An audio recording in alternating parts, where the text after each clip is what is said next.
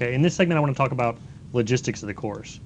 So how we've organized this course is as a guided tour of important trends along with a deep dive into specific topics. And then there's a set of hands-on assignments that are intended to deliver specific skills and experiences, and that's perhaps the most important part.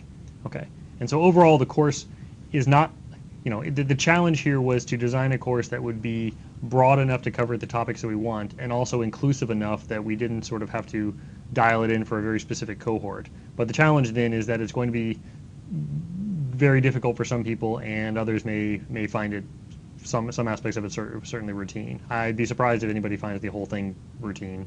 If so, then I'd be surprised that you took this course. Okay, so the prerequisites here are pretty light because we are trying to cast such a wide net, but they're really important. So some prior programming experience in some language is going to be really critical. Then, we're going to use terminology from basic college statistics or advanced high school statistics. So when I talk about linear regression, you should know what that means. You should also be able to sort of look at some visualization of data and be able to understand what it's telling you. Okay, and then perhaps the toughest one, if that's statistics, perhaps the toughest one is to have some exposure to databases and database concepts. And if you're just starting out in college, that's not always an easy proficiency to have gained or experience to have gained. But it's not we're going to couch a lot of the discussion in terms of databases and in the relationships to databases, and so some idea of what that means, what they are, is going to be helpful. Okay. So to that end, one assignment will involve writing SQL, and if you've never written SQL before but you understand databases a little bit, you will probably be able to power through the assignment. If you're an expert in SQL, there's some parts of it that might still be interesting to you. Then two assignments will involve writing Python. One optional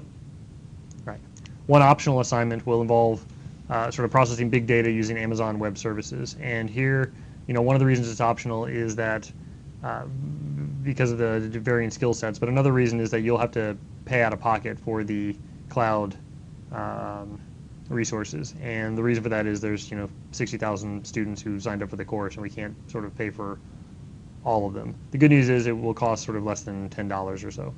Okay, and it's optional, so if you don't feel comfortable with that, you don't have to do it, and you'll still get full credit for the course. All right.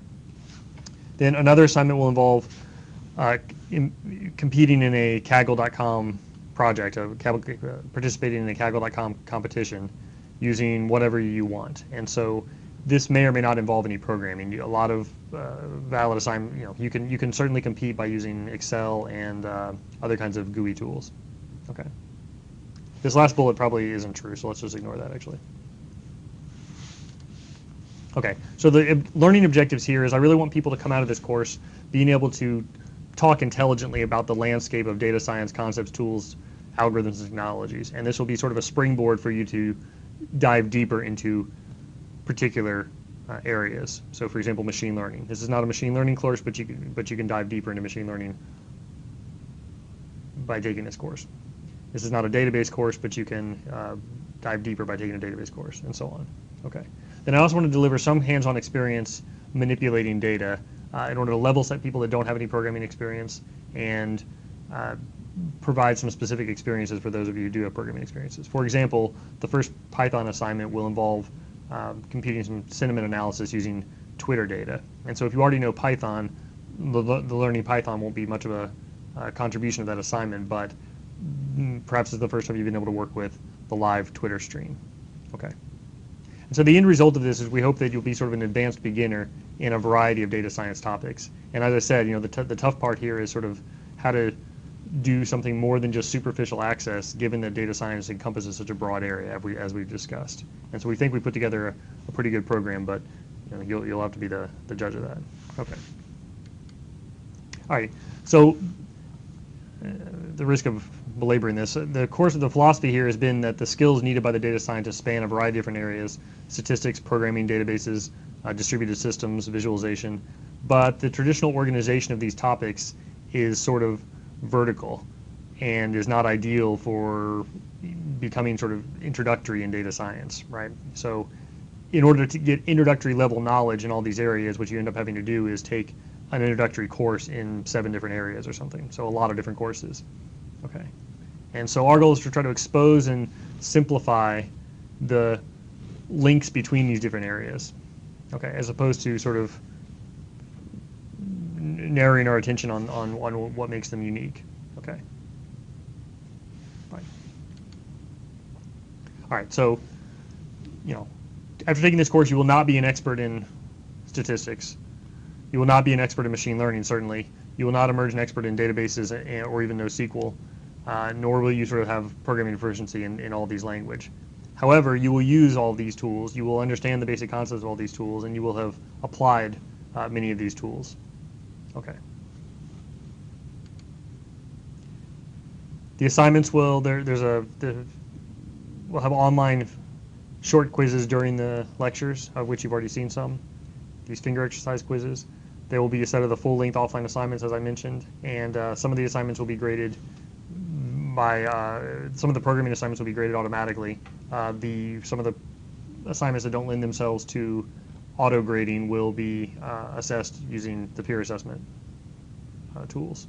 So an example of that is you're going to write up a description of your Kaggle solution in addition to submitting your score for the Kaggle competition, and other students are going to sort of grade whether it's comprehensible or not.